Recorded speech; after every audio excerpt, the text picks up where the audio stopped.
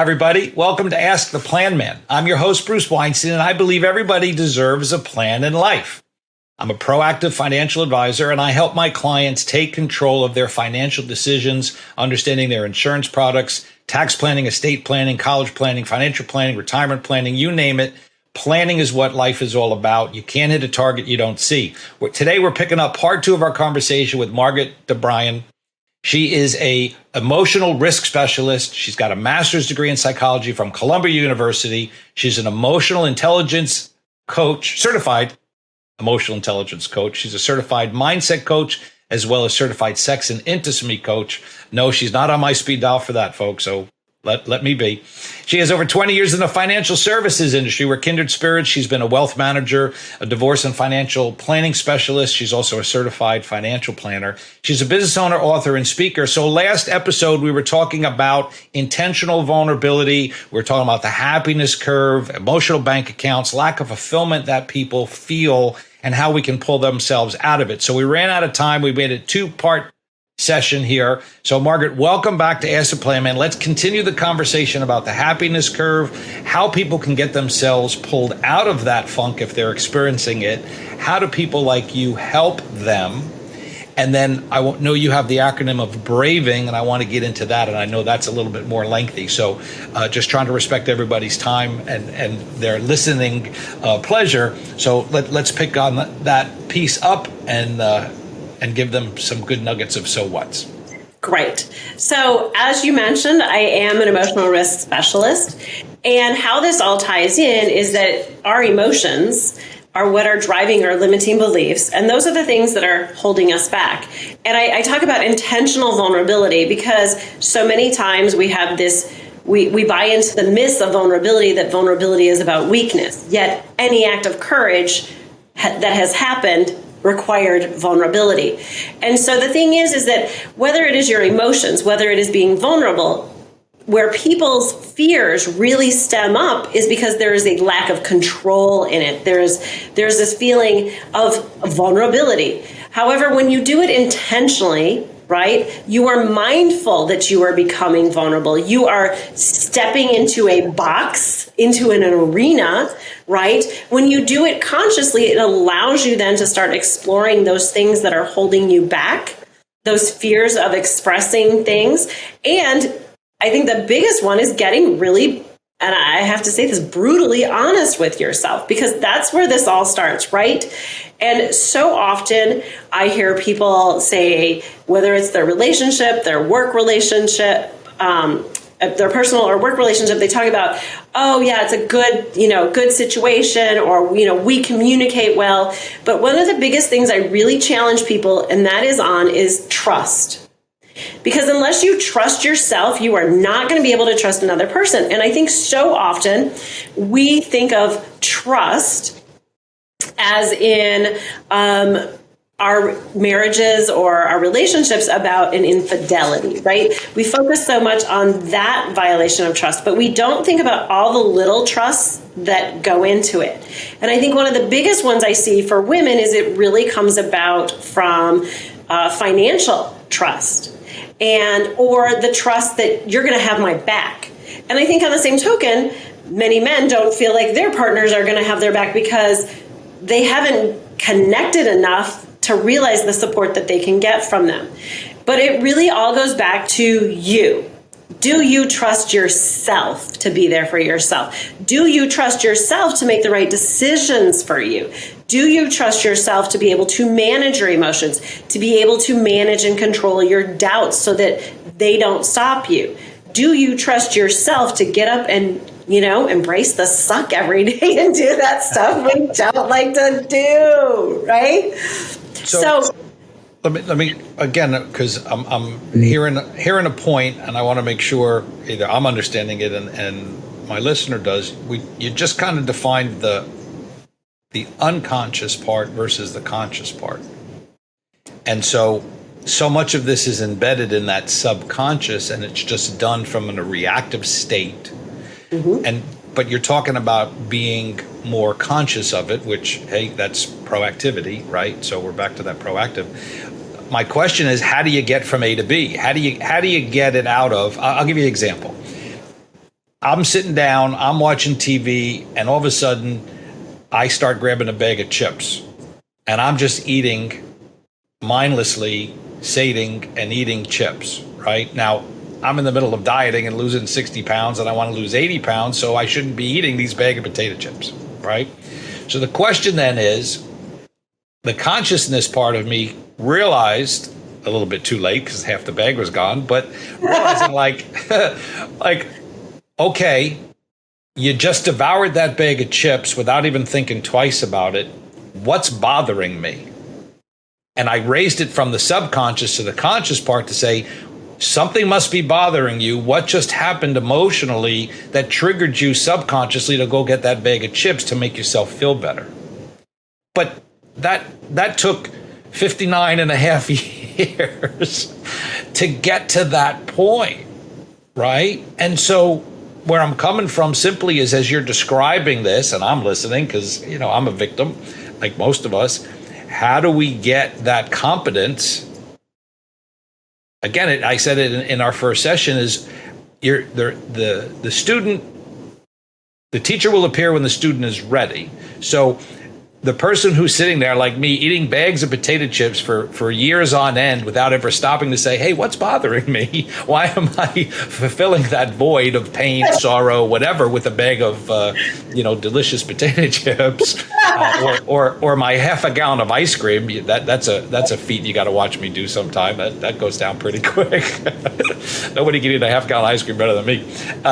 But back to my point is, how do we help our listener out there get out of the subconscious into the conscious? What does that look like? How are you guiding them into that process so that Bruce stops grabbing those potato chips, when it happens, the triggers and everything else? So is that something easy enough to provide an answer?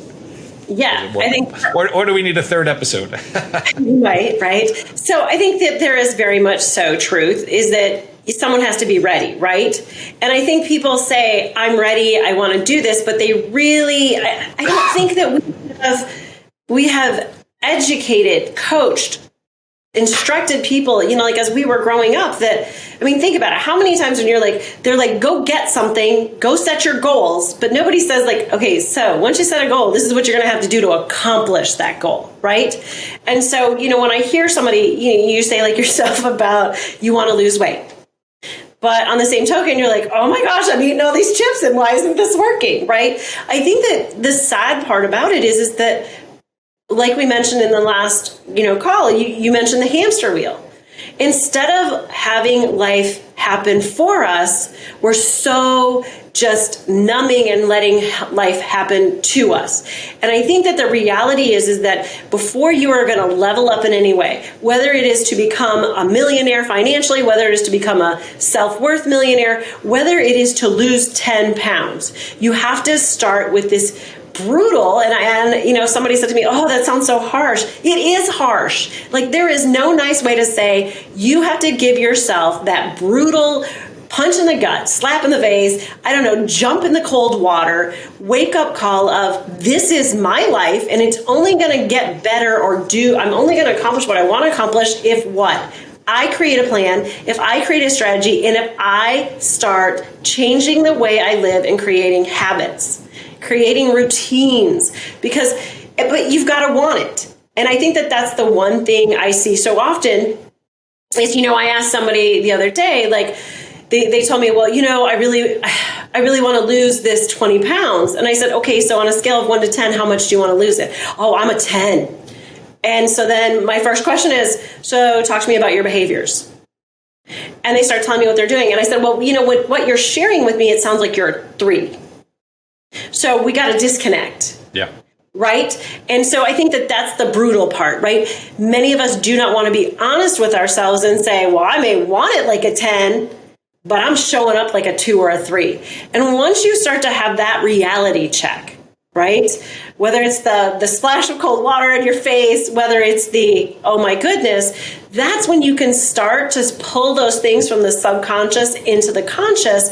And that's when you can start to realize that you're lying to yourself. And I think that here's, a little tidbit.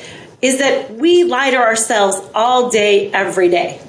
And I just I'm going to say this, take your days as you go, I'm going to challenge people tomorrow as you go through your day, or today as you go through your day. Think about it. How many times do you say something to yourself that you're going to do, but it's not true?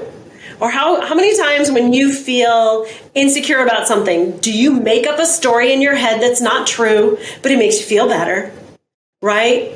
And the thing is that we do all of these things every day, but they undermine us. They deceive us. They keep us from what we want. And you're not going to lose the weight unless you get really intentional about it, right? Your marriage isn't going to get better if you don't get intentional about it. You're not going to make more sales unless you get intentional about it. And this is where I talk about intentional vulnerability, because here's the thing, you got to get really vulnerable with yourself, and you got to sit in it. And let me tell you, it's not fun. I personally think it's fun because I love the learning and the growing, but I know I'm strange. I'm going to put that out there. But the reality, yeah. Let me give a little something to the listener here, a quick exercise they can do, and we've done this with Brad, is we talk about tolerance. And that you're unhappy, and that you make a list, you make your top 10 list of things that make you unhappy or that you'd like to see improved in your life or changed.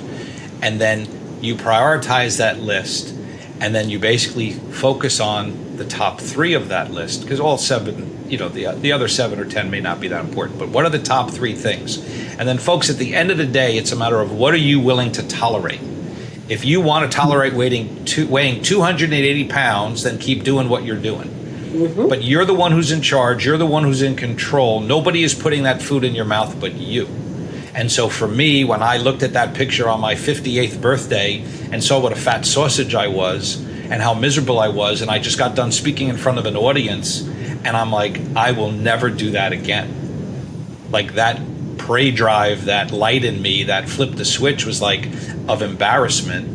And so I made a conscious effort to stop looking like that. I stopped tolerating looking like that, and nothing got in my way till I hit my levels of goal weight. Mm-hmm. But again, now if I self-assess where I am 6 months later, I'm not where I ideally want to be, and I have tolerated the cheat meals, and I've allowed myself, and I've justified it by, well, now I'm working out at the gym and I'm putting on muscle, I'm reinflating my body that got deflated, right? So it's a toleration.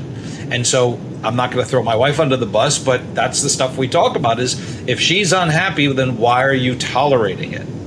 And so go make that list and start taking those things and say, today forward, just pick one. I'm not tolerating this miserable relationship with my child, my spouse, my business partner, the way I interact with clients, whatever it might be. Go ahead, Margaret. Yeah, so for me, and I totally get what you're talking about in this exercise, but to me, that's the surface, right? That's the Band-Aid. And that's why people fall back, why the patterns don't change. And that's my thing is, yes, it is great to make this list. It is great to ask yourself, why are you tolerating? Like, what are you willing to tolerate? But it's no different than learning coping skills to handle your anxiety, but not heal your anxiety. And so when I say that I'm an emotional risk specialist, that's what I do. I work with my clients to help them not just how do I change habits and behavior, but how do I dig deeper to get rid of what's causing the behavior to happen in the first place. And so by saying, I'm not going to tolerate this, right? That is, to me, more of a Band-Aid. And you can mentally, right? That's the mindset to get yourself to start changing the habits. But that is not going to change the source that's driving that behavior. And it would be so much easier to go to the next level if you got rid of the source that's driving you to do it, right? Like, so rather than, again, you want to go to the source and you want to kill it so that you can put it away and it's done. And that's what I specialize in doing. And I say, so my first thing is I do an emotional risk assessment, because it's those emotional risks that keep us from taking the actions we really want to take to change our lives. Now, to me, some of these other things are tools you can use to manage yourself, to manage your risk, but I'm all about let's eliminate risk. Can I call you the weed killer? I'm going to be the weed killer. Yes. I think you got the plan man. I think you should be the weed killer. I love it. Right. Well, but think about it. I mean, I'm here an emotional risk specialist, right? It's very esoteric. But if you say I'm the weed killer, I kill the emotional weeds that are holding you back, right? I think a lot of people think of that, that whatever that 409 or whatever the stuff you, right? I used to cut grass when I was a kid to make money. So, you cut the dandelions down and all that stuff would go blowing out. And the next week there'd be 15 times more dandelions, right? Because I didn't really get rid of it. I made it worse. What a great analogy. So I have to be really honest. I was never allowed to mow the lawn. Like my father would let me run a seasonal division of a company, drive large machinery and things like that. But no, I was not allowed to mow the lawn. I do not know what that was all about. That was his thing. Shoveling snow and cutting grass. Go ahead. Yeah. So, but it was really funny. I think it was his escape personally from everything. I was like, I get to cut the grass. I was like, okay, whatever. But the thing is like, you're right. I mean, that is an excellent way to do it, because to me, coming up with these ways to say the Band-Aids, like I would call them, is by saying, what are you willing to tolerate? You're like, I'm getting out the lawnmower, right? And I don't want to look at this, so I'm not going to tolerate it anymore. I'm going to mow it over, but the weed is still there. Those roots are still there. And so to me, what I do is, I kill the weeds. I'm trademarking that. You're going to have to buy it. Yeah, I'm going to have to do that because that really is it. And my thing is, like you, I spent plenty of years, right, cutting the grass.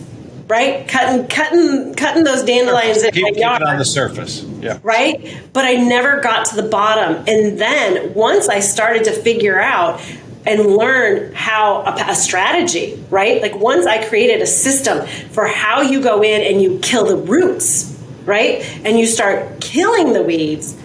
That's when the real ability to escalate your self-worth starts to come into place. And that's also where you move to a place of resilience like no other, where things are not going to shake you, where that U curve we talked about, you're going to just skip out of it. Like it is going to be a skip out of it. And so, but you've got to get rid of the weeds. You can't just cut the tops off. I'm going to put some vulnerability out there. Okay. So for those that know my story of origin, my mother died when I was 22 from cancer. And my mother had this constant chase and demands and set within me this nothing's ever good enough mentality. And so when I got started in the financial securities business, I started making money, I would get that first shiny object, for lack of a better word, and I would be immediately disappointed that it wasn't a bigger, shinier object. Like the 3 Series BMW, why didn't I buy the 5? Like I couldn't allow myself to enjoy the 3 Series and what that accomplishment meant of being able to actually buy a BMW at 26 years of age. It's like, I should have gotten the 5 Series. And I started pining for the 5 Series. And so it became that hamster wheel of lack of fulfillment and chase. And so everything, and it led to a destructive part of my life in my 20s into my 30s because nothing was ever good enough. And my father sat down with me years later, and we got into the root of it. We got into the weed. And I said, there's this ghost chase of my mother for fulfillment, that I'm trying to please her from the grave, right, to the grave, and that I'm chasing and trying to show and demonstrate like I'm good, I'm worthy, and I'm putting these shiny objects out there, right? But it wasn't fulfilling me. It was just constant chase. And this was the aha, is my father said, she's never coming back to tell you. Mm-hmm. You're trying to present something in the subconscious to validate her and her existence, maybe keep her alive, and where it just was the punch in the stomach, if you will, was the realization of like, she's not going to come back and tell you you're doing good. Right. Stop trying to demonstrate and chase and make yourself miserable, meeting something that's just never going to have an end game. And that didn't happen until probably my mid-30s. And so I'm putting that in that sense because that's what you're talking about, is until you uncover how many years did I spend in that environment mentally torturing myself, unbeknownst, right? Unbeknownst.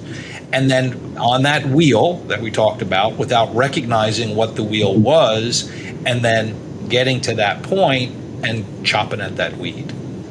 Right. And what I do as a coach is help people shorten that time frame, right? So that's and that's where truly I have this skill set. And you know what? I know we've talked about my education and things of that nature, but what makes this my superpower is not the book room, the book classes and things like that. It's my own life, my own trauma.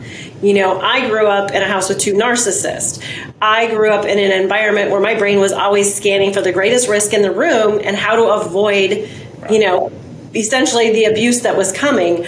And so it trained my brain to scan and identify things that were going to be emotional minefields for me. And it's allowed me to create a process and a system instead of that trauma crippling me, instead of that trauma holding me back. I've learned to take that trauma and create systematic tools that you can use to identify those things in your life. And so that you can, instead of chopping the head off the dandelions, you can get to the root and get rid of them.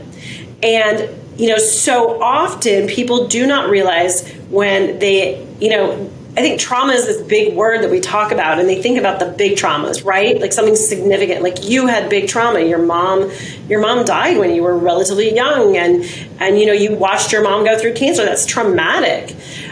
But there's the little T traumas, and I love this. It's the little stuff that really wear us down.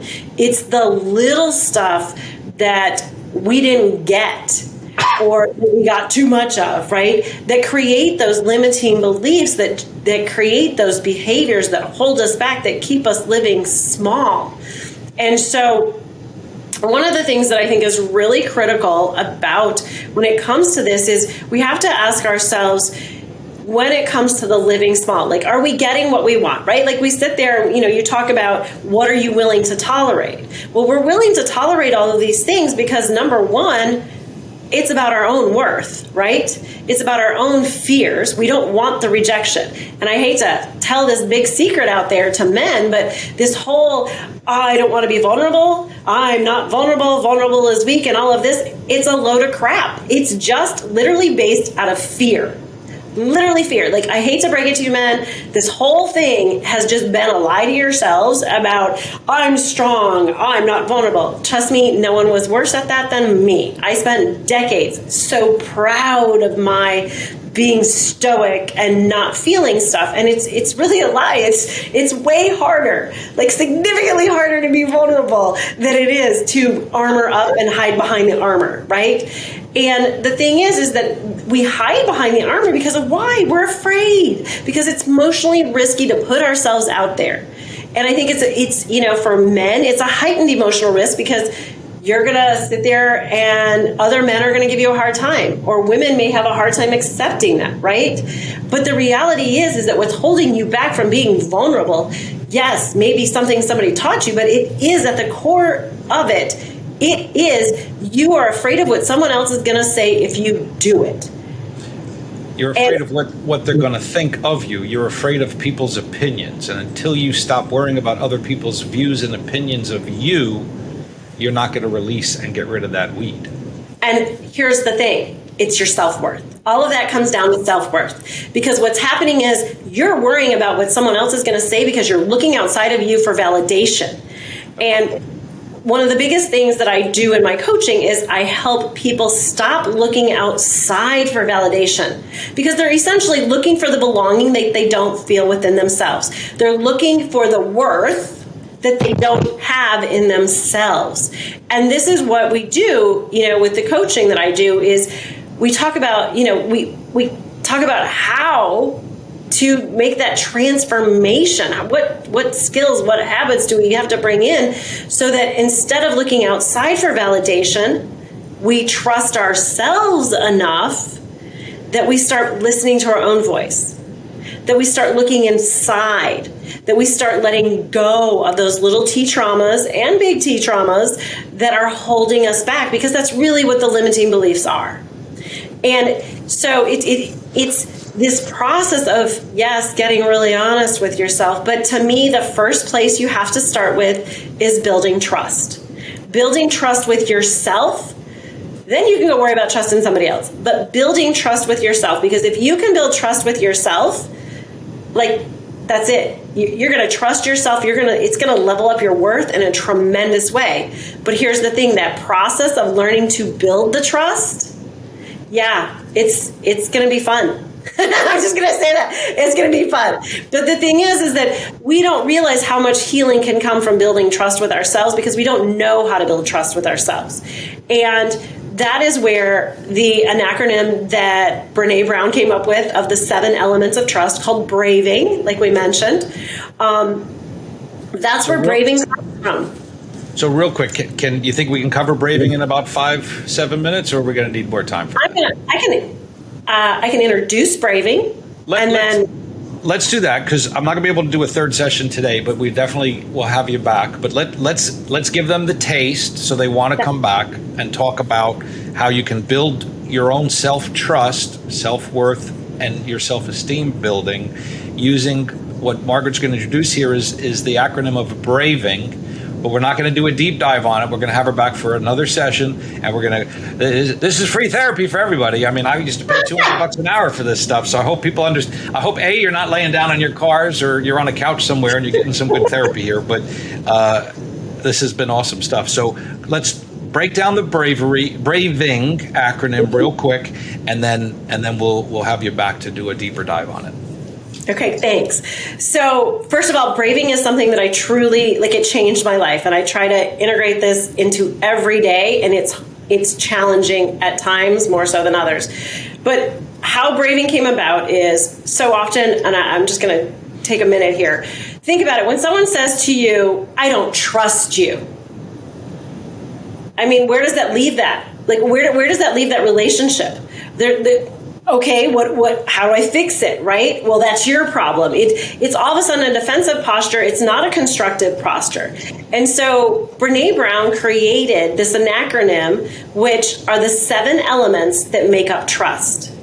And so instead of saying to someone, I don't trust you, it's, you know what, I'm struggling with this element of BRAVING, right? This element of trust, okay? So I'm going to run down the 7 elements of trust.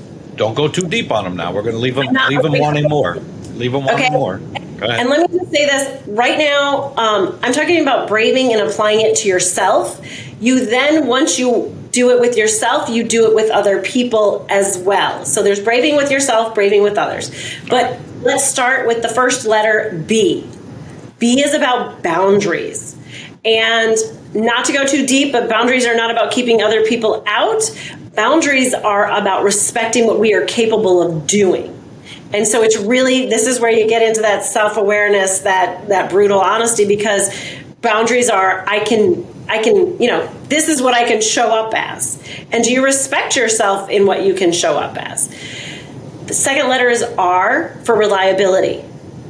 Am I reliable? Am I reliable to myself? Do I do what I say I'm going to do? And I want to really quick just say this. Reliability and responsibility are not the same. I hear many people say, well, I'm responsible. I'm like, not the same. Not about being responsible. That's a whole different concept. I actually I have a newsletter that I have on this whole difference between the two. But when you say reliable, and this is where I caution people, don't say things that you're not going to do. That's right. Not because you're going to let others down, but because in your head, when you don't do them, you've lied to yourself and you've failed. So be very cautious about that. And that's why you need boundaries, so you know how you can show up reliably. The third letter is A for accountability. Did I hold myself accountable? Did I take accountability for the behaviors I did? Am I apologizing? And not just like, I'm sorry. No, like a real heartfelt, I'm sorry that I did this action, and I'm going to do this to amend that or keep it from happening again. So a genuine.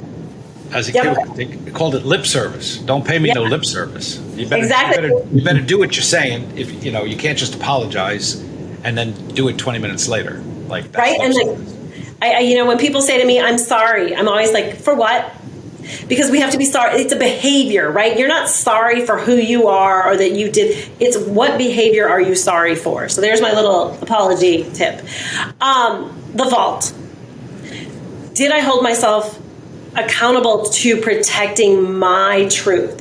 So the vault is a little, when it's easier sometimes to understand the vault when it comes to other people, but a lot of times people overshare. Right? We overshare because we want attention. We overshare because we think it's going to build connection. But we don't protect our truths. We don't protect the things that we need to keep private. And so the vault is, am I keeping to myself what I need to keep to myself to protect myself? Or am I oversharing and putting myself in risky vulnerability? Not intentional vulnerability, risky vulnerability, right?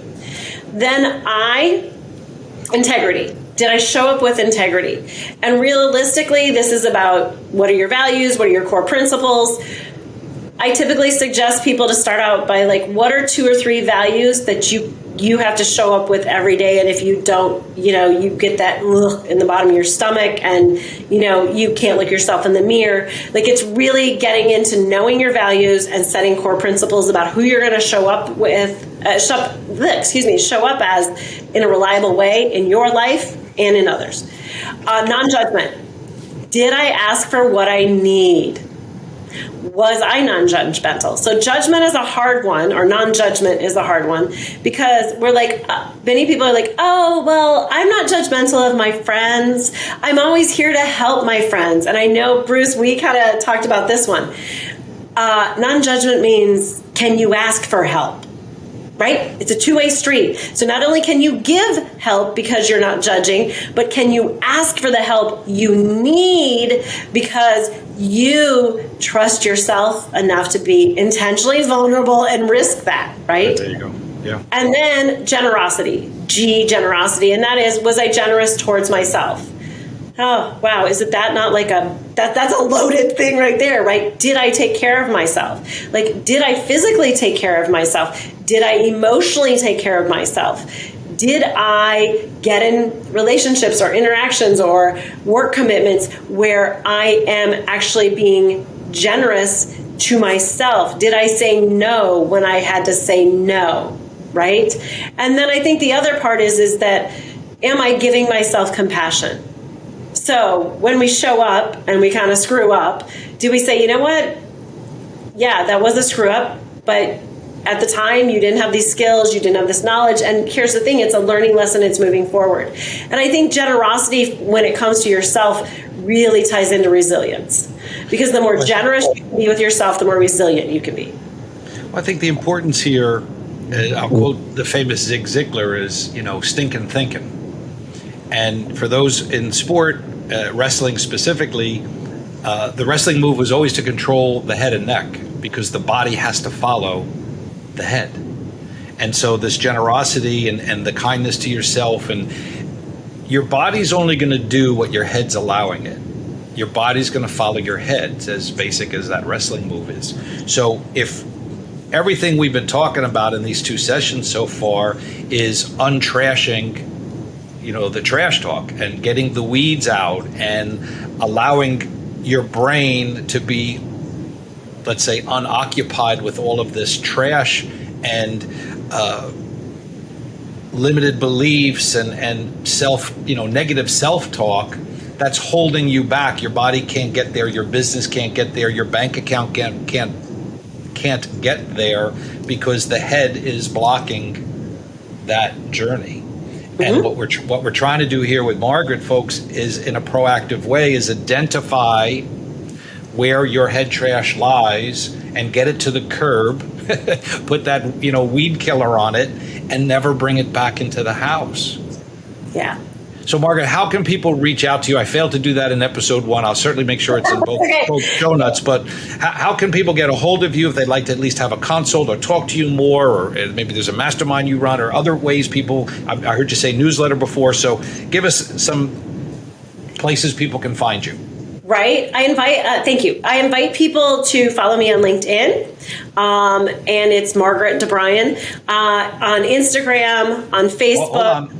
Oh, hold on, because you don't spell either of those names conventionally. So let me give that to her. It's Margaret, Margret, Margaret, R-E-T, and then it's D-E, capital B-R-U-Y-N,